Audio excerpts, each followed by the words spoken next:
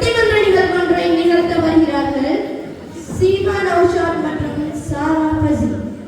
உங்கள் அனைவருக்கும் சுவனத் என்ற சுமந்து வரும் சலாம். அஸ்ஸலாமு அலைக்கும் வரஹ்மத்துல்லாஹி வபரகாத்துஹு. வல்லமையற்ற நட்பண்பு பயனற்றது, நட்பண்பற்ற வல்லமை ஆபத்தானது என்றனர் நம் முன்னோர்கள்.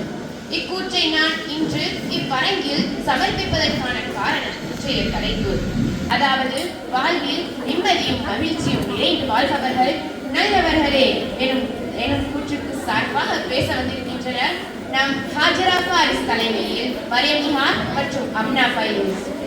அவ்வாறல்ல, வாழ்வில் மகிழ்வும் நிம்மதியும் நிறைந்து வாழ்பவர்கள் வல்லவர்களே எனும் கூற்றுக்கு சார்பாக பேச வந்திருக்கின்றனர் ஐதா அஸ்மில் தலைமையில் ஃபர்ஹத் சதா அன்சார் மற்றும் யும்னா ஃபாசில். இப்பட்டிமன்றத்திற்கு முதற்குரல் கொடுக்க நான் அழைப்பது வாழ்வில் நிம்மதியும் மகிழ்ச்சியும் நிறைந்து வாழ்பவர்கள் நல்லவர்களே வாதிடும் தரப்பு தலைவி ஹாஜரா ஃபாரிஸ்.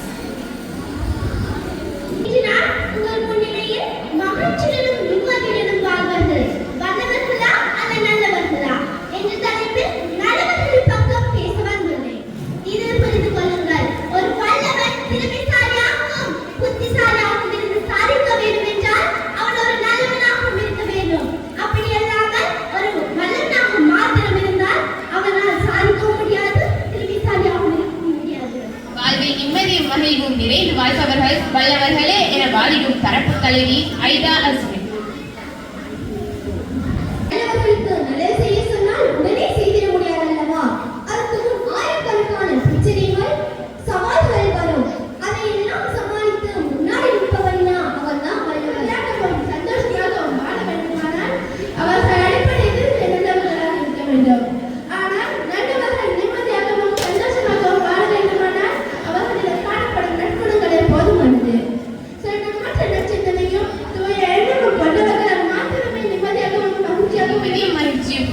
வாழ்பவர்கள் வல்லவர்களே எனும் கூற்றுக்கு சார்பாக பேசப்பட்டிருக்கும் ஃபர்ஹத் சதா அன்சார். நல்லதோர் வேலை செய்தேன், அதை நலன் கெட புழுதியில் எறிவதென்றோ சொல்லடி இஸ்லாம் மிகும் அறிவை படைத்துவிட்டாய், வல்லவை தாராயோ இந்த மாநில பயனுட வாழ்வதற்கு என்று ஐயா பாரதியாரே சொல்லியிருக்கிறார். அவர் நல்லவர் இருக்கிறார் அப்படின்னா அவர் சுற்றி இருக்கிற 4 பேர் அவங்க குடும்ப மட்டும்தான் நல்லா இருக்க முடியும். ஆனா அதே வல்லவர் இருந்தாங்கன்னா அவர் சமுதாயத்தை மாற்ற முடியும். அடுத்ததாக என்ன பயணம் சொல்லுங்க.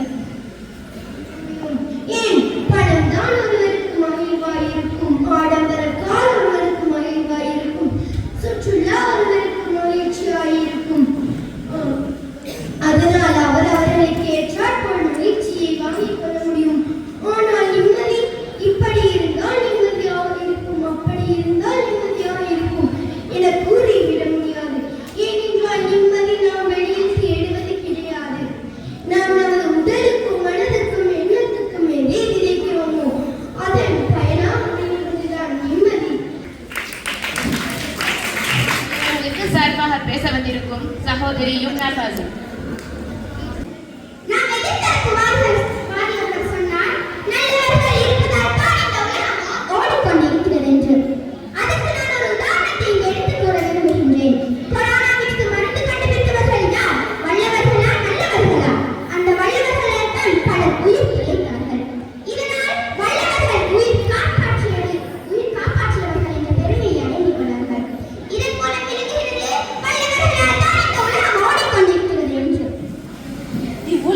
நாம் அனைவரும் அறிந்த ஒரு மிகப்பெரிய பணக்காரர் பில் கேட்ஸ்.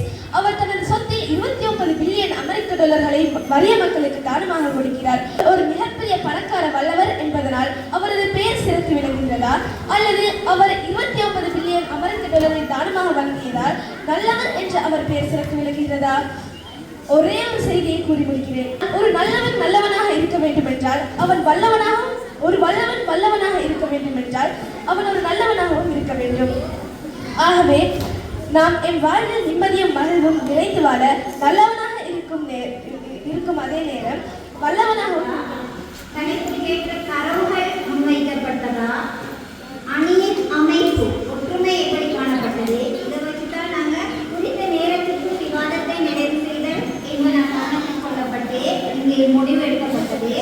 அதற்கமைய வாழ்வில் நிம்மதியாகவும் மகிழ்ச்சியாகவும் வாழ்பவர்கள் நல்லவர்களே என வாதிட்ட அணியினர் மொத்த புள்ளியாக 62 புள்ளிகளை பெற்றுள்ளனர்.